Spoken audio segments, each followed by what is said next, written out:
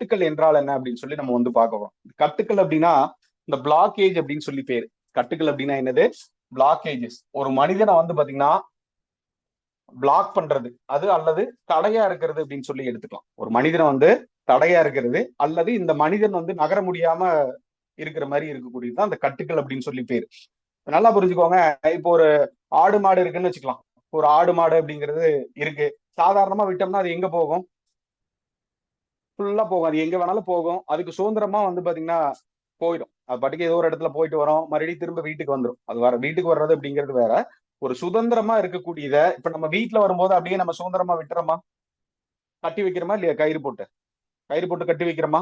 அதே மாதிரி இந்த கட்டுக்கள் அப்படிங்கறது என்ன பண்ணும் அப்படின்னா, தனி மனிதனை அப்படியே வந்து பாத்தீங்கன்னா கட்டி வச்சிரும். ஒரு இடத்துல வந்து பாத்தீங்கன்னா அப்படியே போட்டு கட்டி வைக்கிற மாதிரி ஒரு லாக் பண்றது. லாக் பண்றது அப்படிங்கிறது வந்து ஒரு லாக்னு கூட எடுத்துக்கலாம், பிளாக்னு எடுத்துக்கலாம், எப்படி வேணாலும் எடுத்துக்கலாம், தடைன்னு கூட எடுத்துக்கலாம். அப்ப கட்டுக்கள் அப்படின்னா பிளாக்னு எடுத்துக்கலாம், தடைன்னு எடுத்துக்கலாம். நம்ம வந்து தடுக்கக்கூடியது, நம்ம அடுத்த கட்டத்துக்கு வளர முடியாம தடுக்கக்கூடிய விஷயங்கள் அப்படின்னு சொல்லி நம்ம வந்து பாத்தீங்கன்னா எடுத்துக்கலாம்.